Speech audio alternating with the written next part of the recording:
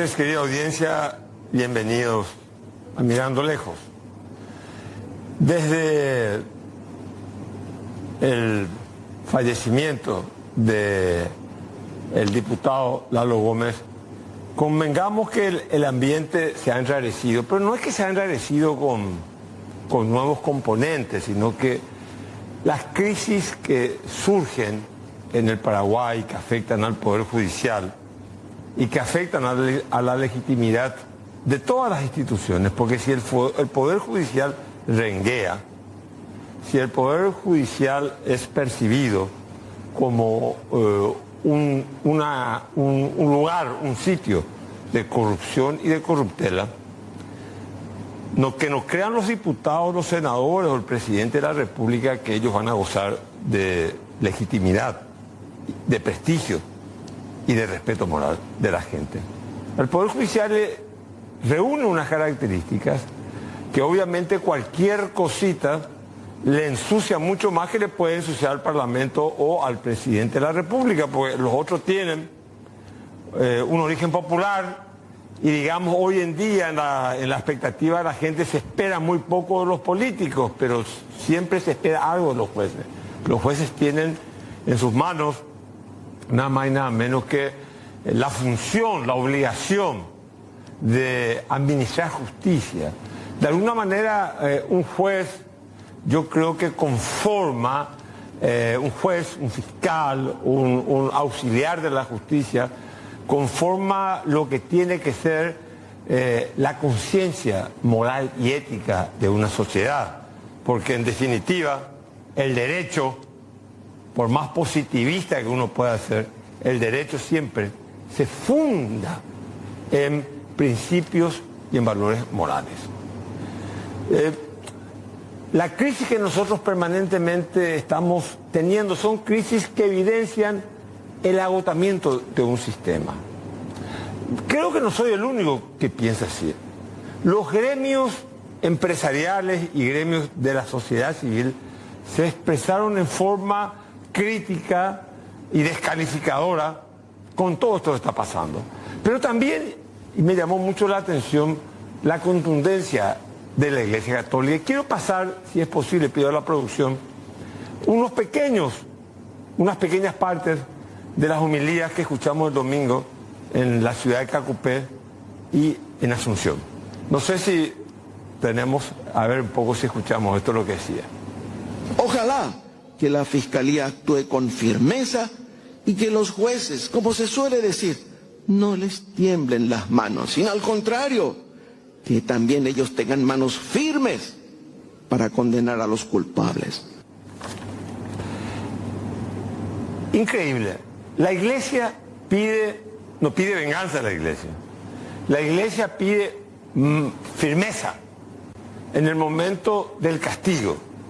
La Iglesia dice, no es suficiente de que haya renunciado, no es suficiente de que tenga que ser desaforado.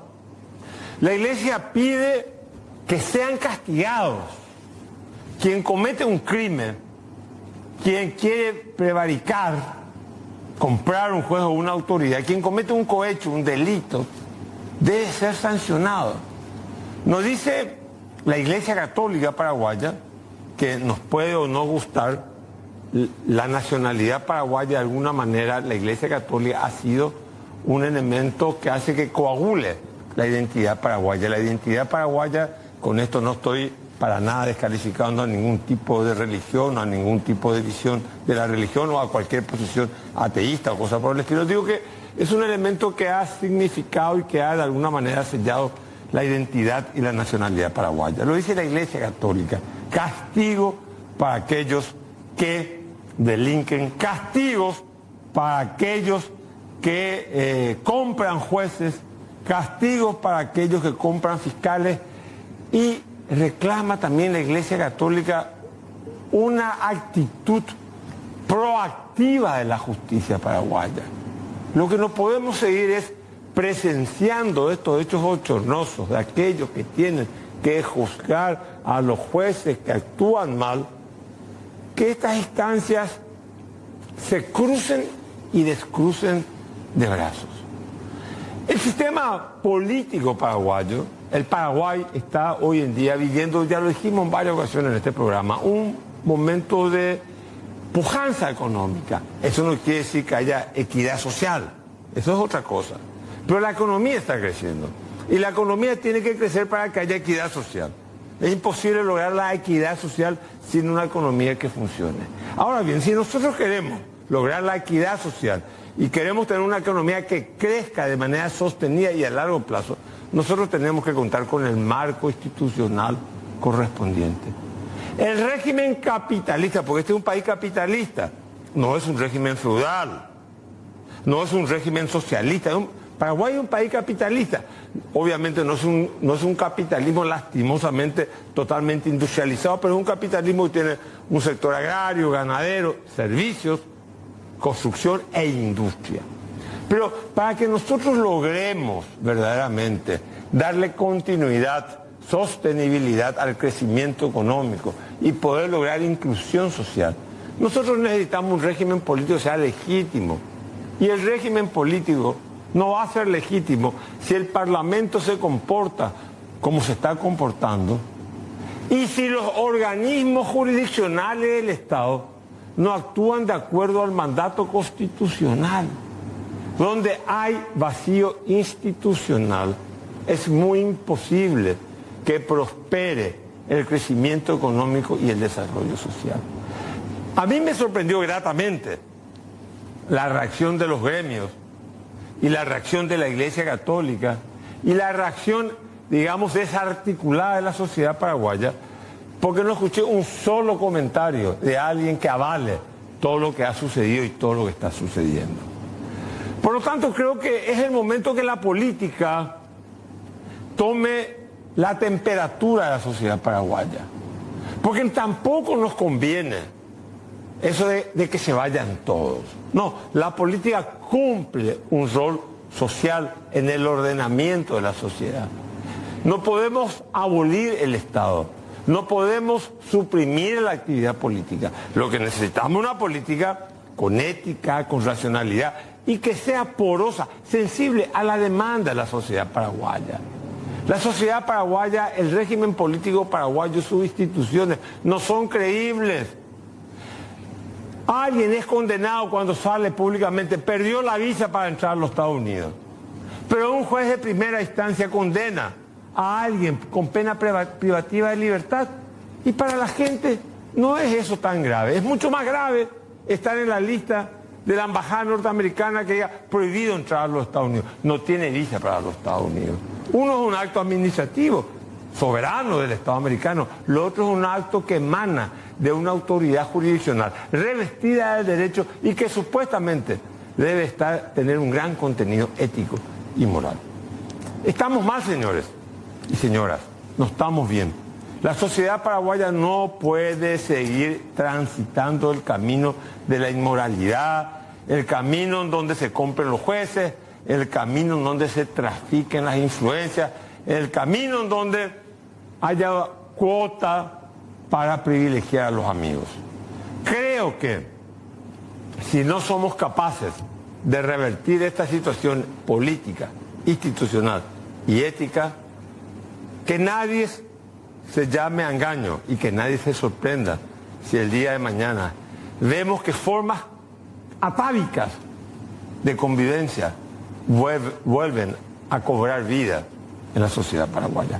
Enseguida vamos a estar con Óscar Tuma, abogado, exdiputado de la Nación, defensor del difunto diputado Lalo Gómez, y con el doctor Manuel Riera, hijo, expresidente del Colegio de Abogados, un pensador jurídico y también un laborioso defensor del derecho. Enseguida, después abogado del difunto diputado Lalo Gómez. Te pregunto, Óscar, en primero, gracias, felicidades, estuvimos hablando de tu padre, gran amigo, mi hombre, al cual yo te juro por Dios que lo sigo recordando con mucho cariño. Muchas gracias, doctor. Así que esto es una pequeña pausa. Para después pegarme. No, Está bien. Somos amigos ahora. Decime, ¿vos te imaginabas que tu tu cliente iba a producir más, digamos, llamémoslo un escándalo, iba a ocupar más espacio mediático muerto que vivo, porque es la primera vez que yo veo una persona muerta, fallecida, después vamos a hablar si querés de las circunstancias, está provocando tanto, digamos, bueno, ya un diputado tuvo que renunciar, era miembro del Consejo de la Magistratura, también renunció a la Diputación. Ha habido un coro casi unánime de gremios protestando por todo lo que pasó, digamos, ¿verdad? La Iglesia Católica el domingo, como yo cité recién. ¿Vos te imaginabas esto? No, ¿O a qué se debe esto? no me extraña. No me extraña porque el diputado era una persona muy importante en su departamento, no solamente en el ámbito político. Él fue durante mucho tiempo presidente de la rural ahí en la zona. Era una persona influyente, donde mucha gente acudía a él. Del ámbito deportivo, que seguramente van a salir muchos chapas ahora de varios actores del ámbito deportivo, del ámbito gremial, del ámbito político. En cuanto a la propia seguridad, que mucha gente recurría a él en la zona para contar con alguna logística por la circunstancia de la falta de combustible, la falta de patrullera, prestarnos esto, prestarnos aquello. O sea que no me extraña teniendo en cuenta la personalidad que él tenía en diferentes ámbitos. O sea, era una persona muy activa, así que creo yo de que seguramente vamos a tener muchos mensajes. Vos decís que hay todavía mensajes. Te pregunto, vos como abogado, creo, leí en el diario que a vos te dieron todos los... Todavía no. No te dieron todo Todavía no me dieron nada. ¿Y hay algún nombre en especial que va a salir, que voy a tener, que todavía no salió en la prensa? No, yo sé, porque hablo con la familia, varios actores. Por eso te digo, él es una persona que estaba en política, que hablaba... ¿Cómo da un nombre? No, pero no tiene la mano tampoco. Por eso, él es una persona que viene gravitando en política, quiere decir que tiene, o va a haber conversaciones con gente del gobierno anterior, del gobierno actual, diputados, parlamentarios, con gobernadores de la zona. En fin, evidentemente cuando uno ocupa un cargo como el que ocupaba el diputado, va a tener acceso a peticiones que le hacen muchísima gente, pero no solamente el ámbito político. Hay empresarios, que yo sé nombres, dueños de bancos que le solicitaban favores para mediar el índero, esto o aquello. O sea, no puede dar ni un nombre. No quiero dar, ¿verdad? Porque o sea, digamos, hay gente que no está en el ámbito político, que los nombres de ellos van a, de alguna u otra manera, van a salir en los chats. Él era un mediador. En un momento, no voy a dar los nombres, pero él fue el mediador para que dos dirigentes deportivos del ámbito futbolístico puedan arreglar su diferencia. O sea, ese era el diputado Lalo Gómez. Mucha gente acudía a él en ese carácter, ¿verdad? Teniendo en cuenta la fuerza que él tenía para generar mediación. Te tengo que hacer una pregunta. O sea que, lo que te quiero decir es que seguramente vamos a tener más audio que nos decía la pucha. Habló también, así como seguramente habló. Dirigentes deportivos también, entonces. De todo. Es más, te puedo asegurar que dentro de la zona hasta gente de la iglesia conversaba con él para generar la composición y evitar que en el departamento se termine generando la anarquía. Él era pariente político también de los Acevedo, que es la otra fuerza política en el departamento. Pero algunos dicen, te tengo que preguntar, Sí. te digo los rumores que yo escuché. Sí. Estos son rumores que iba a aclarar, pues no quiero caer en la difamación. Sí. Algunos dicen que él tuvo algo que ver, o el clan que él representaba, o gente cercana a él tuvo algo que ver con el asesinato de José Carlos Acevedo. No, en absoluto, porque es más... Es rumores, yo estoy hablando, por eso estoy repitiendo, no quiero ser responsable, digo, son rumores. No Dime creo y diretes. Porque es más, el hijo de él está casada con la hija de Acevedo. O sea, es mentira. No, eso es mentira. Entonces, es más, tiene muy buena relación. Su cuñado ahora es diputado. Cuñado de Alexander Gómez, es diputado por el Partido Liberal por el departamento. La pregunta es la siguiente, la intervención a él de una noche, digamos, él era diputado de la Nación, el fuero no se tuvo en cuenta, no hubo un trámite previo de solicitar su desafuero, nada por el estilo. Por lo visto para mucha gente del gobierno y quizá de la embajada, y cuando digo la embajada hablo de los Estados Unidos de Norteamérica, de Brasil, él era un hombre muy vinculado al narcotráfico, más que nada al lavado de activos de gente que estaba vinculado al narcotráfico. ¿Eso es así o eso es una exageración de la prensa, una mentira? El gobierno se equivocó porque él en un principio estuvo con Fuerza Republicana y luego pasó a Honor Colorado. Todos los familiares, todos los hijos son brasileños.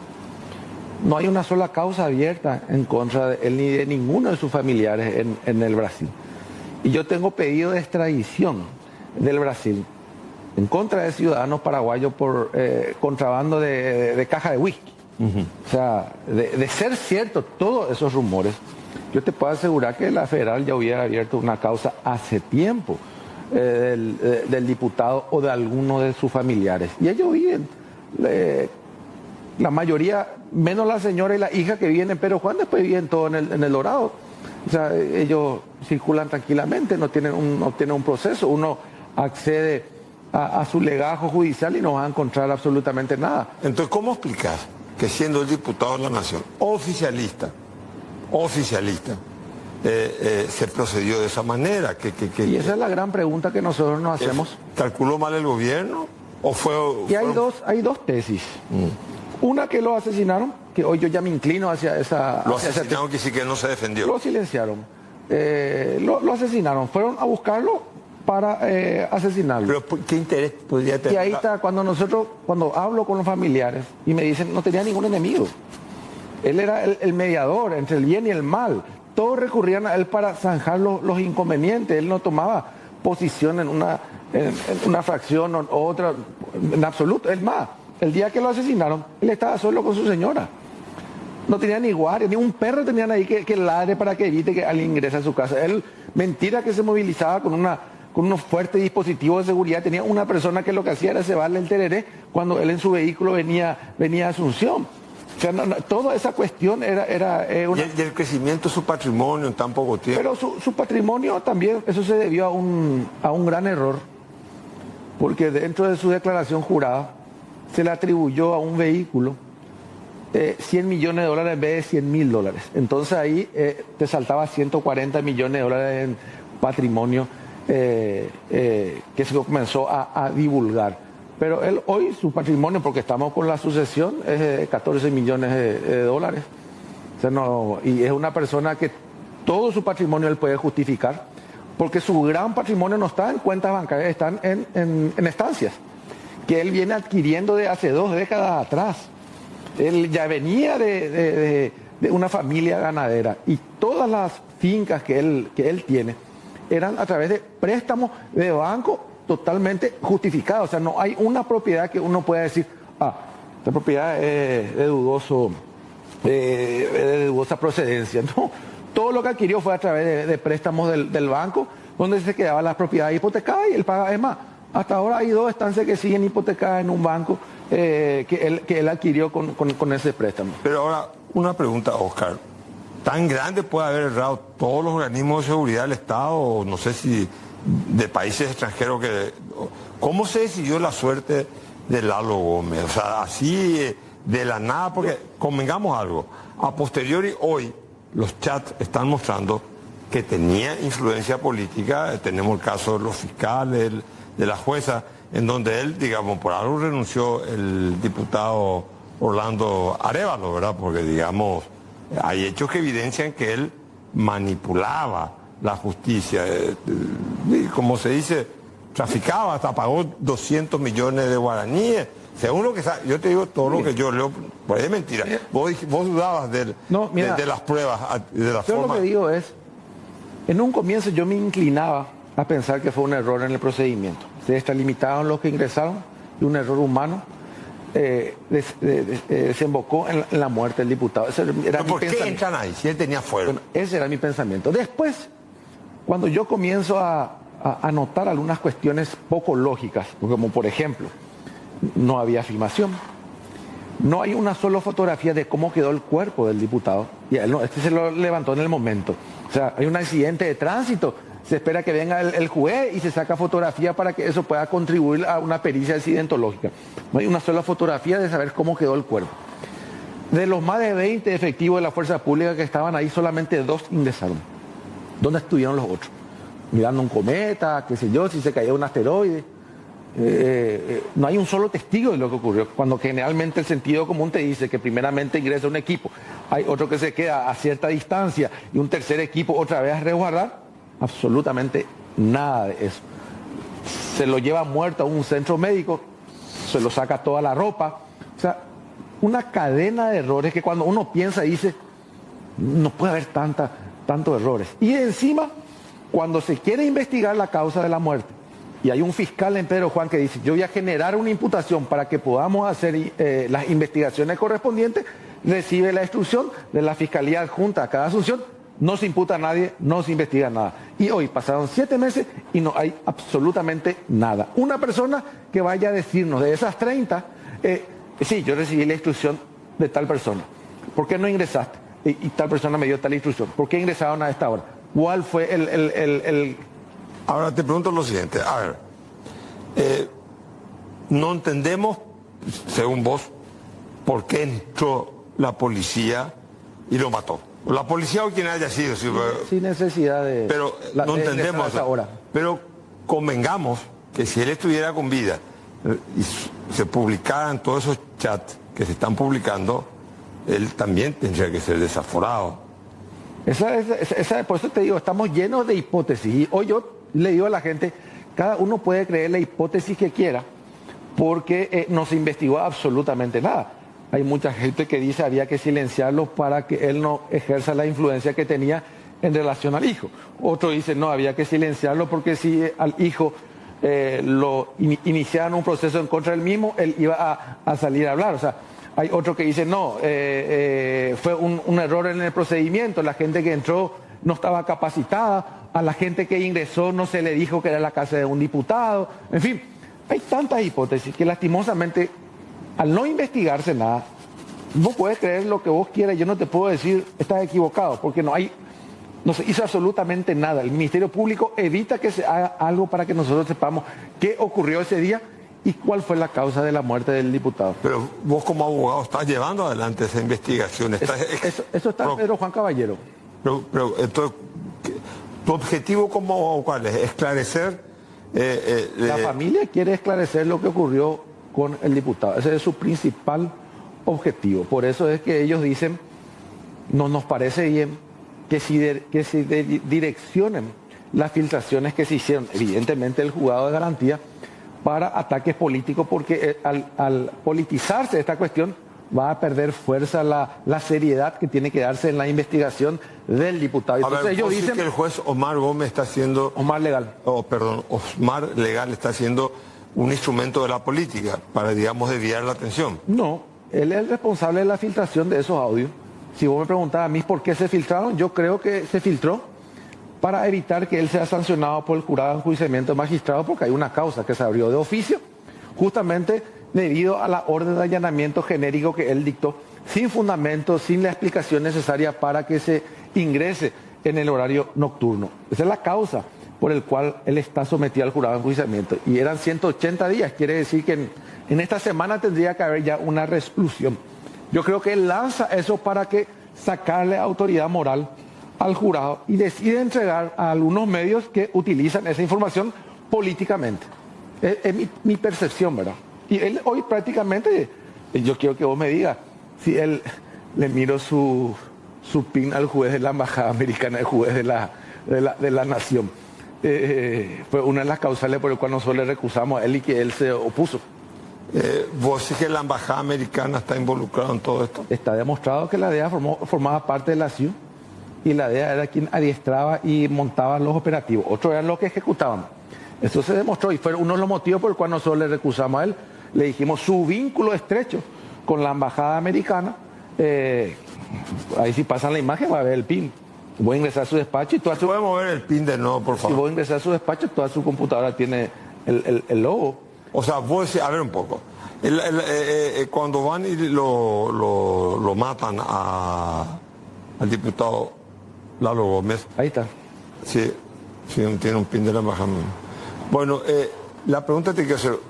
Autoridades nacionales parece que se desayunaron con la noticia después de que todo haya acontecido. El presidente estaba en Costa Rica, el ministro del Interior se enteró de madrugada. O sea, quiere decir que esto se hizo medio de manera autónoma al control político del Paraguay, porque en última instancia Lalo Gómez era un diputado oficialista. Es que yo hasta ahora no entiendo cuál fue el motivo de ingresar, porque se nos vendió un cuento inexistente. Se nos vendió el cuento que se sacó documentos que lo vinculaban con el narcotráfico. Ahora me están devolviendo los documentos. Factura, de telefonía, de servicio básico, absolutamente nada. O sea, todo lo que se rescató o se incautó de la casa del diputado, que supuestamente iba a darnos la evidencia y las pruebas de que él estaba dentro de ese mundo de la delincuencia, no hay absolutamente nada. Es más, los chats que están saliendo, que se están dando a conocer, sí, hay una cuestión de favores políticos, pero no hay nada de lavado de dinero, no hay una sola conversación con un capo mafioso de la frontera, con un narcotraficante, no hay absolutamente nada. Entonces, yo me pregunto, ¿y dónde está todo lo que nos dijeron? Es más, cuando a él lo matan y hace una conferencia el fiscal general del Estado, el ministro del Interior y otras autoridades dicen, se ingresó a esa hora con este dispositivo, con este alto poder de fuego porque él representaba una persona peligrosa que forma parte del grupo criminal que traspasa fronteras.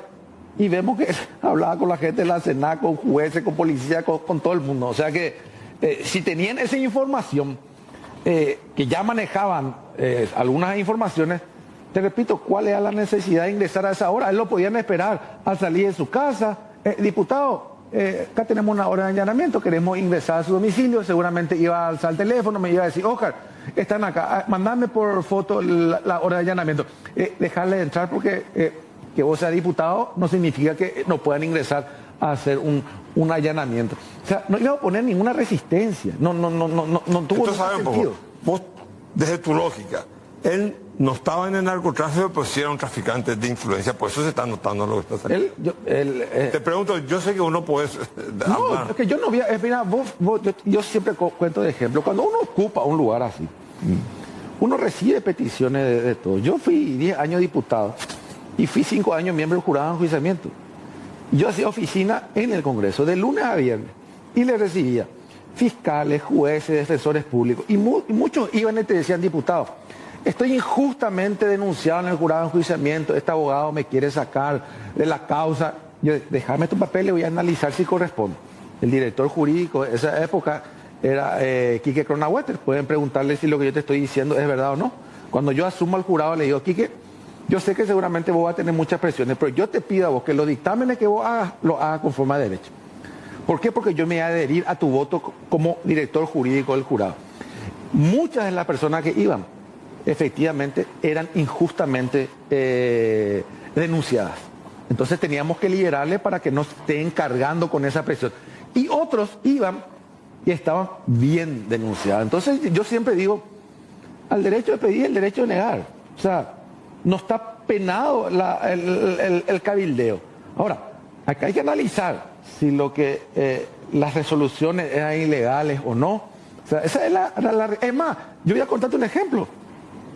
Yo era miembro del jurado de enjuiciamiento y estoy contando ahora para que se sepa cómo esto traspasa. A mí me invitan, el presidente de la Cámara de Diputados en ese entonces, Hugo Velázquez, me invita a un almuerzo y me dice, Oscar, vamos a almorzar a un restaurante que quedaba sobre Mariscalot. Entro y me presenta, director de la DEA, el encargado de negocio de la embajada, porque no había en ese momento embajador. Comenzamos, hablamos de cualquier cosa, cuestiones de la política, y me dicen, diputado, nosotros estamos acá porque queremos pedirte de que vos cambies tu voto en relación a un fallo que tuvieron en el jurado de enjuiciamiento. Y le digo yo, ¿y cuál voto? Y me dice del fiscal Isaac Ferreira. Pero él fue destituido de los 8 miembros, 5 votaron por la destitución y 3 votaron por la amonestación, o sea, es unánime de la responsabilidad. Y el hecho irregular que él cometió era cuando era fiscal ordinario. Bueno, ahora es fiscal antinarcótico, pero se lo juzgó por una causa anterior. no, pero nosotros invertimos, nosotros le capacitamos, él ahora es nuestro fiscal. O sea, eso hizo la embajada americana. Queremos que cambie tu voto. No voy a cambiar, porque eso es ilegal y ya se votó hace 2 meses. Sí, pero eso está congelado en la Corte. Todavía la Corte no tomó resolución. Bueno, yo no voy a cambiar. Y no cambié. Se fueron operados con otro miembro del jurado que cambió su voto, entonces en vez de remoción se terminó amonestando al fiscal. O sea, la influencia no llega solamente del sector político, llega de todos los sectores. Ahora, o sea, siguiendo tu lógica, tu razonamiento de que el señor Lalo, el diputado Lalo Gómez, no estaba involucrado en narcotráfico, muchas publicaciones hablaban de que lavaba el dinero de Pavón, etcétera, etcétera. Eso también es importante aclarar, porque también se nos vendió una cuestión del tema del lavado. Porque todo el mundo cree de que él lavaba dinero, sacaba dinero de su cajón. No. Los que descontaban los cheques eran los bancos. Era el Banco Continental y el GNB. ¿Qué él hacía?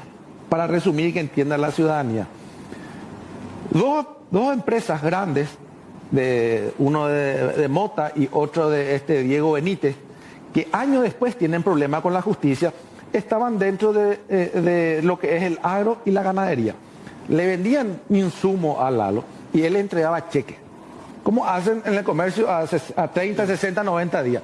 Ellos iban a su banco con el cheque del diputado, en ese momento no era diputado, y le decían, queremos que nos descuente este cheque.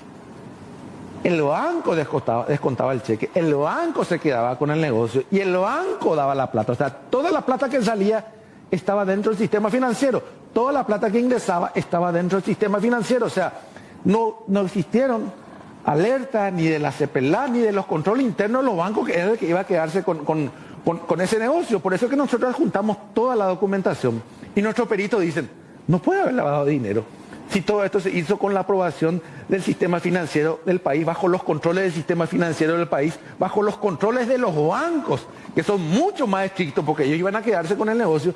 Está demostrado que esto no es lavado de dinero. Bueno, estuvimos con el doctor Oscar Tuma, su razonamiento, sus posiciones de que el exdiputado Lalo Gómez no estuvo involucrado en actividades, llamémosle, turbias o narcotráfico, pero en todo caso es obvio de que más allá de cualquier cosa, los 200 millones de guaraníes para una sentencia son cosas que se han publicado y que vuelva a hacer tu trabajo. Y son cuestiones que tienen que esclarecerse, pero como yo digo, de todos esos chats, al fin y al cabo es la gente que recurre a él. En todos esos chats todavía no encontramos algo que él pida para él. Correcto. Estuvimos con el doctor Oscar Tuma. Oscar, muchas gracias. ¿Okay? No, gracias por la invitación. Seguía con Manuel Riera, hijo. Un hombre que, aparte de su juventud, de que dijo un gran amigo mío, es un hombre que tiene pensamiento jurídico y un pensamiento jurídico no divorciado de lo político y social. Por eso siempre es importante escucharla. Manuel, gracias por estar acá. Te quiero hacer una pregunta. Hay un rechazo generalizado de toda la sociedad paraguaya, un cuestionamiento a la vigencia del derecho y de sus instituciones. ¿Cómo evalúas todo lo que está pasando con los chats, las publicaciones? Lalo Gómez, que de muerto provoca más problemas que estando vivo. ¿Cómo ves todo esto? Y creo que es un poco como decías, Carlos, al comienzo, disociar la política de lo jurídico o el derecho de la regulación política o de la vida política de la gente es un error, ¿verdad? O sea, nosotros lo que tendríamos que ver ahora es si los mecanismos jurídicos que tiene el Paraguay y su sistema sirven para reaccionar y regular lo que está ocurriendo.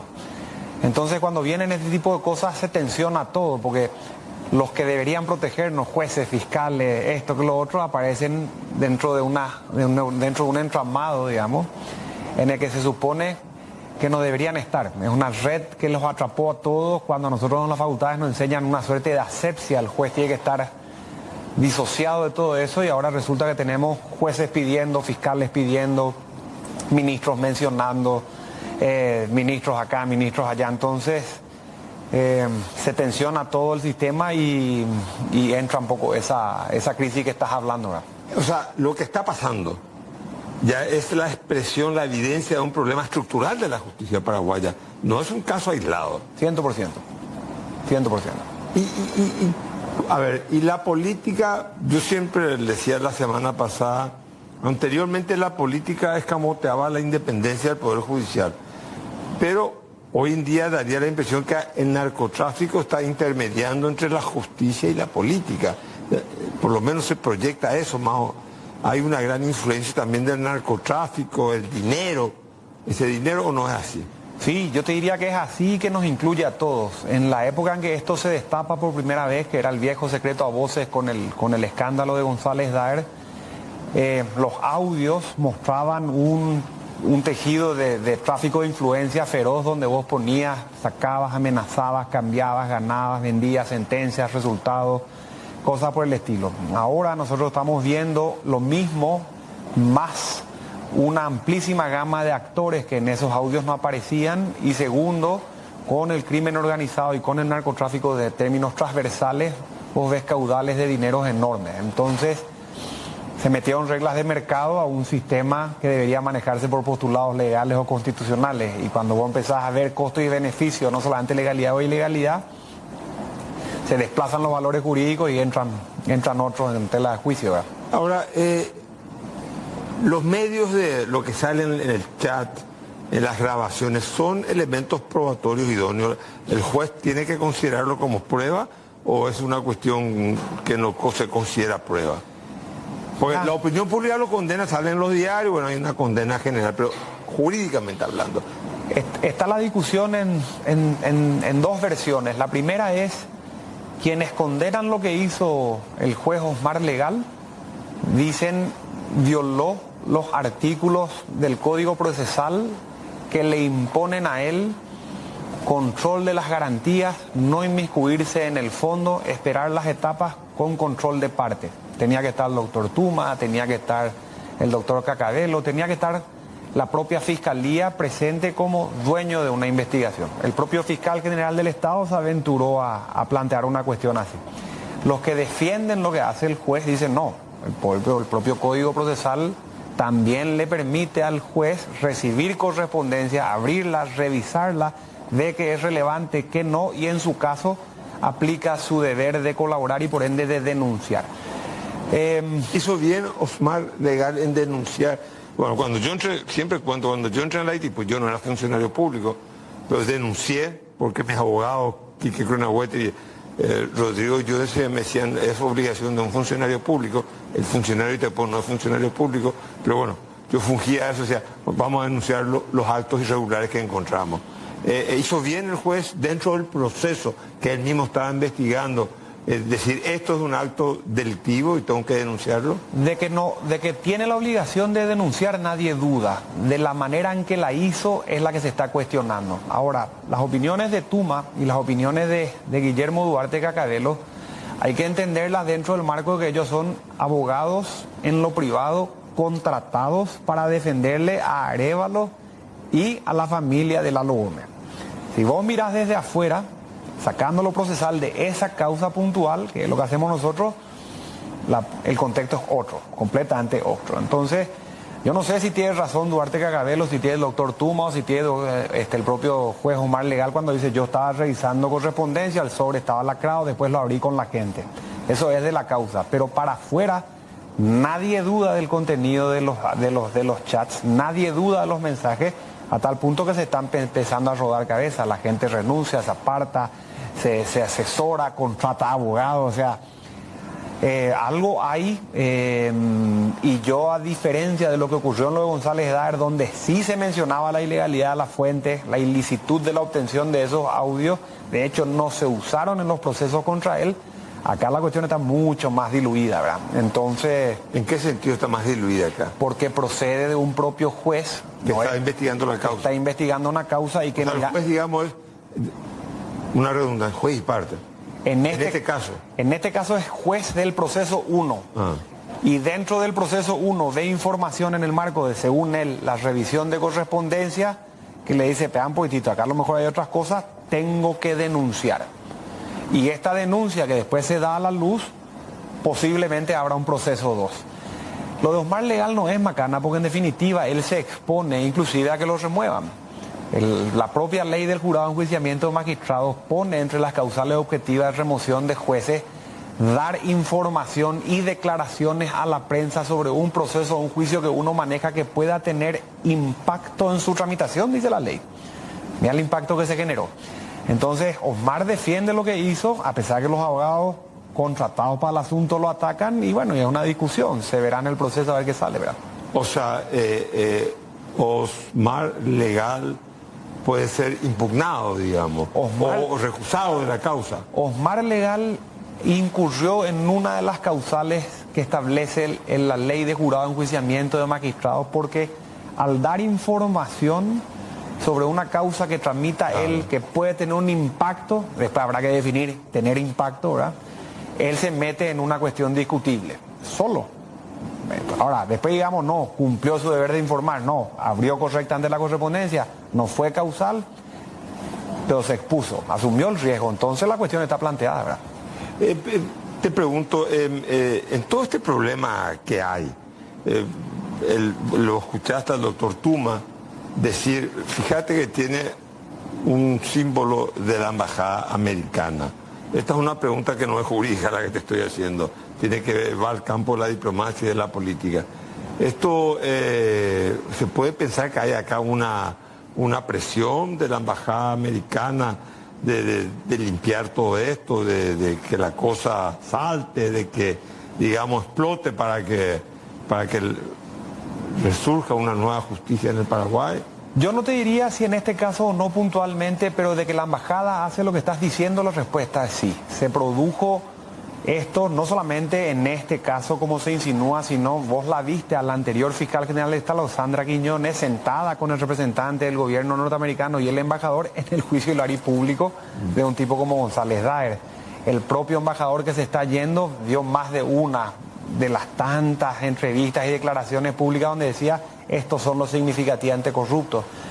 Hoy nosotros tenemos en un primer plano la venida o la salida del senador Rubio, las declaraciones de Trump de cómo funcionaban las embajadas en Latinoamérica y el exceso de sus facultades. O sea, hay todo un sacudón de qué hace o qué no hace correctamente la embajada. A mí no me extrañaría que la embajada esté presente. Cuando nosotros hablamos de estos asuntos al interior de un grupo de amigos siempre decimos sopla viento norte, ¿verdad?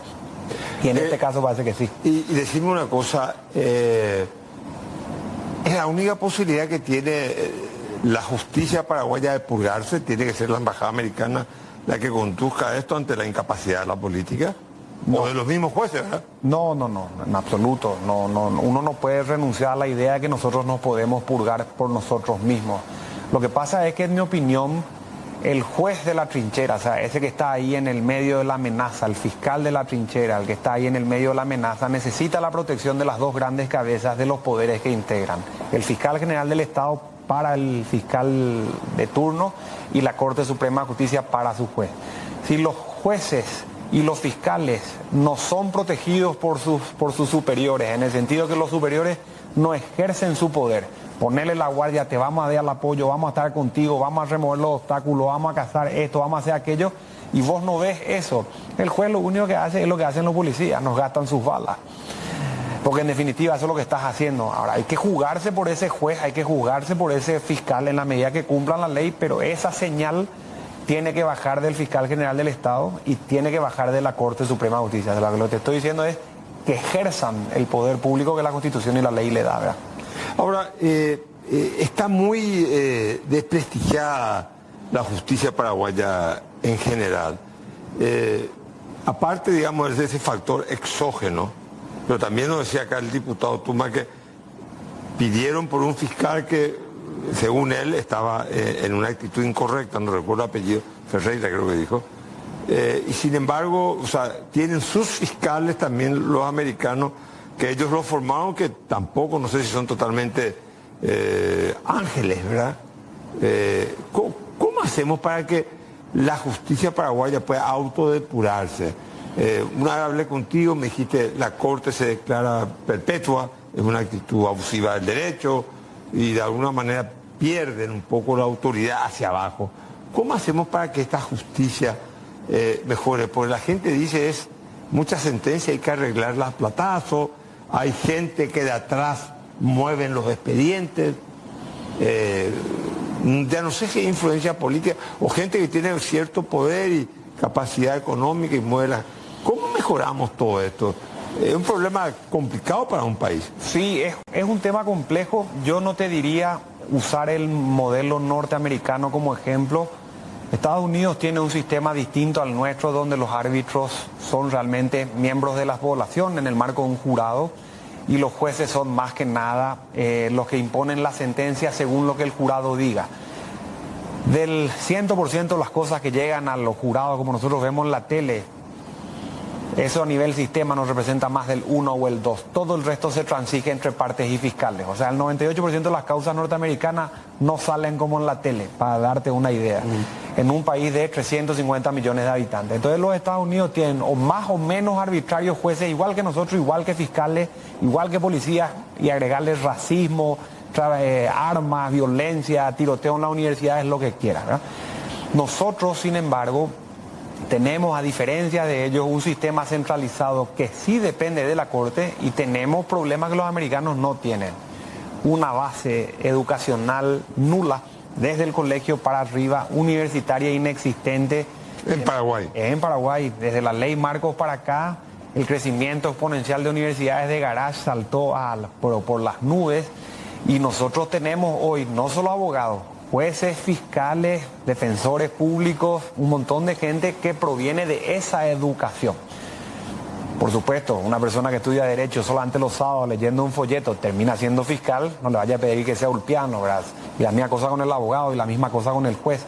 Hay un tema estructural en términos educacionales, tenemos un problema de formación en el marco de la honestidad, que es valores morales, y naturalmente necesitamos una estructura en términos de sistema jurídico que absorba un índice de litigiosidad que no puede absorber. La cantidad de causas es enorme, ¿verdad? Ahora, pero daría la impresión de que en el Paraguay se ejerce el derecho divorciando el derecho de la ética y no entendiendo que la ética configura el derecho. Así mismo es, pero tal cual. Porque se enseña mal, en mi opinión, disociada de la idea de que derecho y política forman parte de un lado y de otro de la misma moneda. Yo no le puedo pedir al juez que sea juez y después que no tenga un club de fútbol, o que no tenga una esposa, o que no tenga problemas de salud en su familia, o haya enterrado a un pariente, o tenga un viaje que no pueda hacer, una casa que no se pueda comprar. Vos ves jueces que tienen salario mínimo, un par de salarios, y están viendo causas multimillonarias delante. Tentaciones enormes. ¿Te parece a vos que el salario de los jueces es bajo? Bajísimo. O sea, que hay que, digamos, incrementar también como una herramienta para frenar la corrupción dentro del Poder Judicial. 100%. Una pregunta, ¿tenés en mente cuánto gana un juez? Los jueces tienen hoy niveles salariales que rondan entre los 8, 9, 12, 16 y un poco más, dependiendo del escalafón que tengan, antigüedad y otro tipo de beneficios que aplican según su familia, según cosas por el estilo.